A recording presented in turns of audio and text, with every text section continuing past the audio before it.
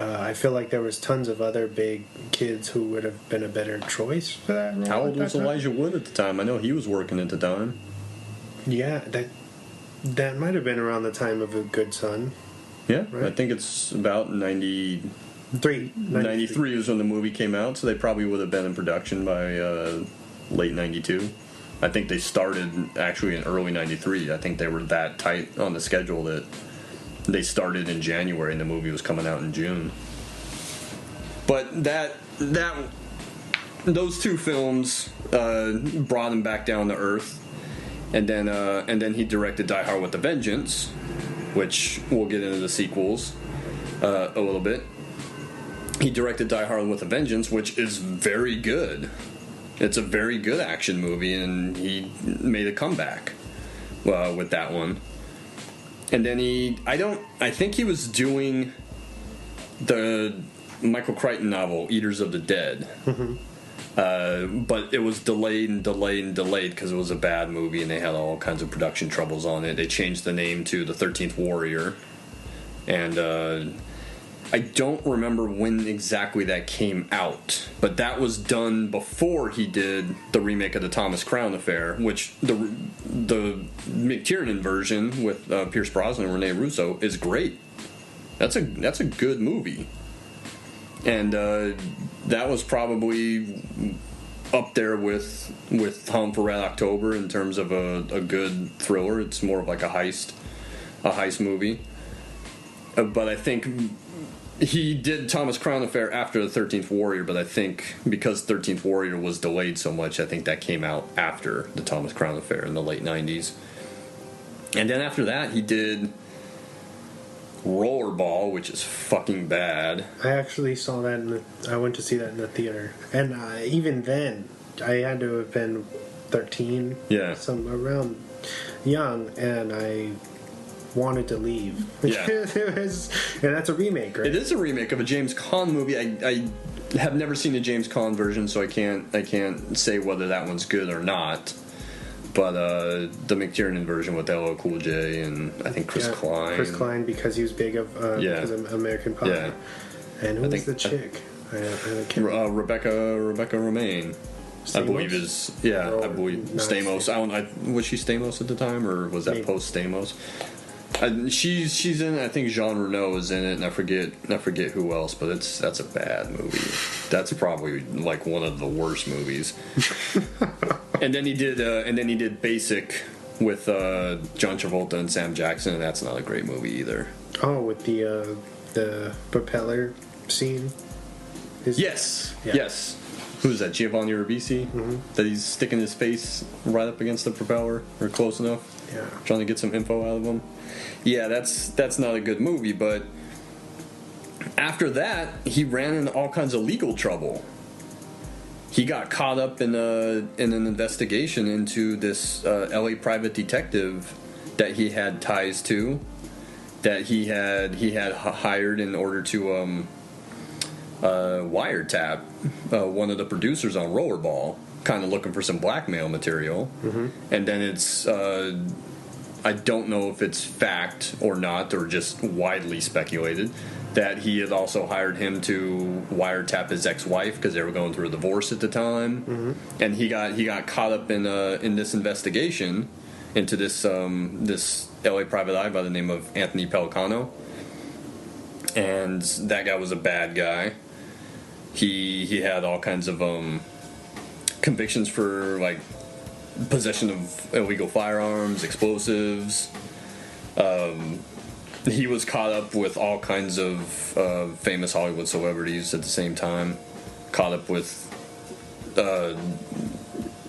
blackmail stuff and more wiretapping stuff. He was a bad guy, so that guy went to prison, and McTiernan had hired him, got caught up in this investigation, and perjured himself. Also was caught lying to the FBI, which, if you're watching the news now, is a big story with one of Trump's guys. Got caught up lying to the FBI, and then he got sent to prison and did a year in, I think, is it Yorktown, South Dakota? Yankton federal prison camp in South Dakota. Wow. Ended up going there, but this investigation they got swept up in just killed his directing career, because he didn't go to jail until 2013, but he was dealing with this investigation and the courts and all the law enforcement stuff that was coming down on him for a decade. Wow. And he went to prison, and he's free. He hopes to restart his directing career. I think he did either a short film or a commercial for one of the Tom Clancy video games. I think was his first job since Basic back in 2003. But that's his story, and he, like I said, he directed 3 of probably the best action movies, or like in the Hunt for Red October were one of the best thrillers, and even the Thomas Crown Affair, Die Hard with a Vengeance. He had a good career. I mean, it had these missteps, but he had a very good career, and that getting caught up in that Pelicano investigation and going to jail, that was the end. I don't know if he's ever going to work again. He declared work again, like making big movies. Mm-hmm. But I mean, I know that he declared bankruptcy because of the legal fees and tax debts, and maybe even some of the stuff caught up with his ex-wife and everything, the divorce there. That's pretty scary, man. The guy who fucking did Predator doesn't have money. Yeah. it's odd. He makes these 2 very iconic action films, and now he's just some random guy. Can't get a job. Can't get a real film anymore. So that's McTiernan. But he was fresh off of Predator coming into this. Predator's great too. Predator's good, and there's a lot of is it spatial awareness? The way that the camera moves, and you can tell that there is a floor plan, or like they're in the jungle in Predator. It moves and it tells you like where all the characters are located. Mm-hmm. He's very good with the camera in that respect. It's a shame. It is. It's a shame. But I guess he's kind of immortalized in his work, right? Because these films that we're talking about are influential. Oh yeah, and will continue, long after we're gone. Yeah. But what do you want to do? Some facts? Do you got some facts for me? Oh man, a million. I got so much stuff. This is ridiculous. I spent all day Tuesday at work typing these up. My boss would be proud of me.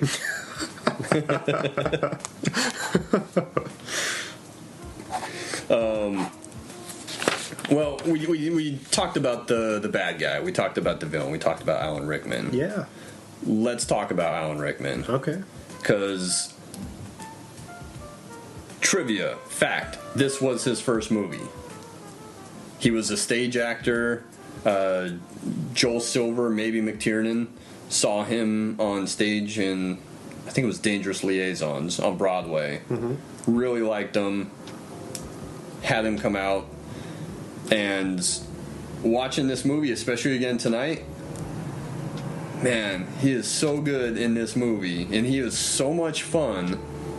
Just all the different lines, all the quips. Yeah, because he really doesn't do much. No, he has a couple of bigger action scenes, but yeah, a lot of times he's just either standing there or he's sitting in a chair talking to someone else, but he commands the screen every time he's on it.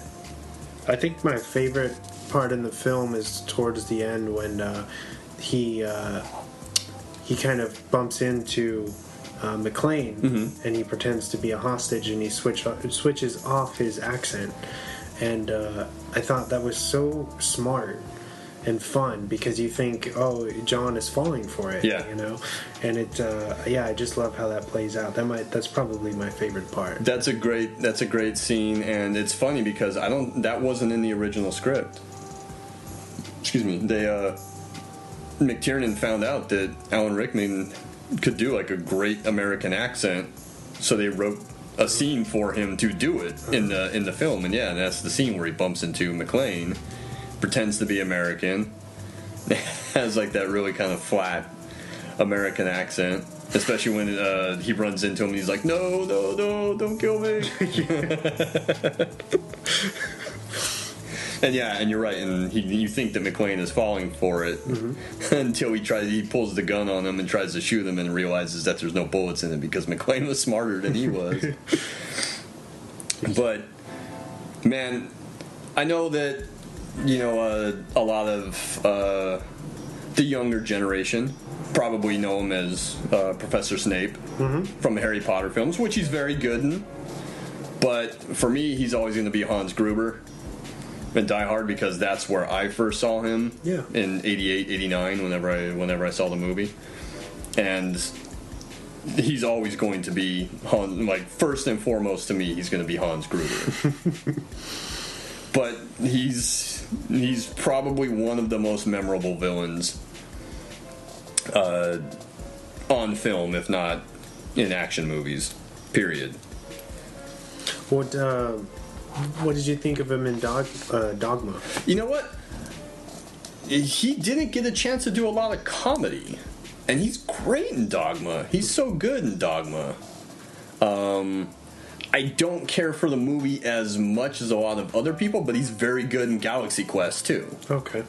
I know a lot of people hold that in high regard. It's a good movie, but I think Rickman makes the movie. In Galaxy Quest, and Dogma he's fantastic in it. If you guys haven't heard that episode, go back and check it out. Go back. Also, the movie is shitty, but Hitchhiker's Guide to the Galaxy. Oh, you don't like it? I don't like that movie. I can't remember it, so it must have been not that good, I guess. But he's the voice of Marvin the Robot, and he's got like the real deadpan, almost like Eeyore in Winnie the Pooh. Mm-hmm. Got that, this is gonna be bad. Got that kind of affect to his voice and that kind of attitude. And his part really works for me. His part's really funny. Is Mos Def in that? Yes, he is. And Zooey Deschanel? Zooey Deschanel, Sam Rockwell. It's got a good cast. Martin Freeman from... based on a book? From The Office. Based on the book. I know a lot of people, that's a big cult book. I've never read it. Okay. So I couldn't tell you if the movie is very close to the book. I just remember not caring for the movie at all. But he's good. He's good, but with as good as he is in this film, he probably got offered a lot of villain parts. Mm-hmm. And if you've seen Robin Hood, Prince of Thieves with Kevin Costner, he's the sheriff of Nottingham, and he's so good in that movie too. And he's got a bunch of great lines in that film. Mm-hmm. Like when he says he's going to cut out his heart with a spoon, and he's just being like a bad guy and telling him he's going to cancel Christmas, like to the orphans and everything. He's so good in that film.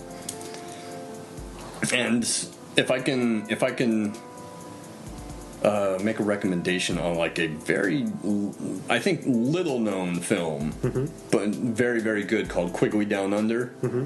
I haven't heard. Good movie. It's a Western with Tom Selleck. Takes place in Australia. That's why it's Quigley Down Under. And Alan Rickman's the villain in that. And I think that was a year or two after Die Hard. It might have been like his follow-up or like a movie removed from Die Hard. And he's the villain in this movie, Quigley Down Under, and he's so fucking good in that as well. I would recommend that one if you can check that out. I don't know if that's streaming anywhere. I know you can get it on Blu-ray though, because I think Shout Factory has it. Oh, okay, cool. But he got lots of parts based on this, and unfortunately he's I just hit the mic with my pen. Unfortunately, he's deceased now, which sucks. But he's very good in the Harry Potter films. He passed away from cancer, right? Yes, I believe so. How long has it been? Like a few years, right? A few years.